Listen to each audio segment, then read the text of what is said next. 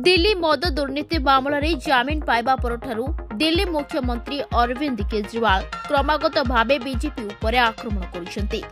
साक्षात्कार में अरविंद केजरीवाल कहिसेंती जे आम आदमी पार्टी उत्थान को नहीं भाजपा भय करुछि, सेथिपाई सेमाने लगातार तांको विरोध में एपरी अभियोग करुछंती। एहा व्यतीत से एही साक्षात्कार में मध्य कहिसेंती जे आवश्यक हेले से जेल रु मध्य सरकार चलाइबे। अरविंद केजरीवाल हेउछंती देशर प्रथम मुख्यमंत्री जे कि ऑफिस रे थिबा बेले जेल जाइछंती। से कहिसेंती देश अत्यंत कठिन पर्याय दे गति करुछि, धीरे धीरे एवं वर्तमान देश एक छत्रवादी शासन आड़कू गति करुछि। सेमाने केंद्र रे भाजपा सरकार प्रथमे झारखंड पूर्वतन मुख्यमंत्री हेमंत सोरेन को गिरफ्त करथिले एवं परे मते गिरफ्त करथिले।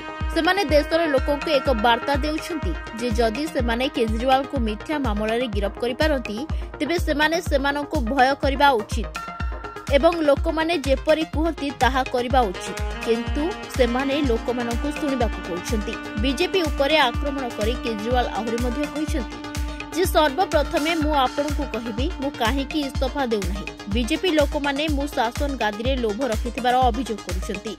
मु चेयर किबा पोस्ट पई केबे लोभ करि नाही। से आहुरी मध्य कहिसेंती एथर मु इस्तीफा देउ नाही कारण एहा मोर संग्राम रे एक अंश। सेमाने बीजेपी बुझिछि जे सेमाने दिल्ली रे केजरीवाल को परास्त करि परिबे नाही। गोटिए दिन रे आमे 67टी सीट अन्य दिन रे 62टी सीट पाइछु। सेथिपाई सेमाने केजरीवाल को एक मिथ्या मामला रे जड़ित करा जाइछि जहा द्वारा ताको सरकार ओल्हाई पारिबो। जदि मु आज इस्तीफा देबी तेबे सेमाने ममता बनर्जी एवं पिनाराई विजयन को सरकार को ओल्हाइबे। से आहुरी कहिसेंती जेउठारे बीजेपी हारी जाए सही स्थानर मुख्यमंत्री को गिरफ्त करा जाय पारिबो एवं तांको सरकार को दबाई दिया जाय पारिबो। एई युद्ध लढिबाकू पड़िबो। जदि सेमाने गणतंत्र को जेल रे रखंती तेबे गणतंत्र जेल रु चलीजिबो।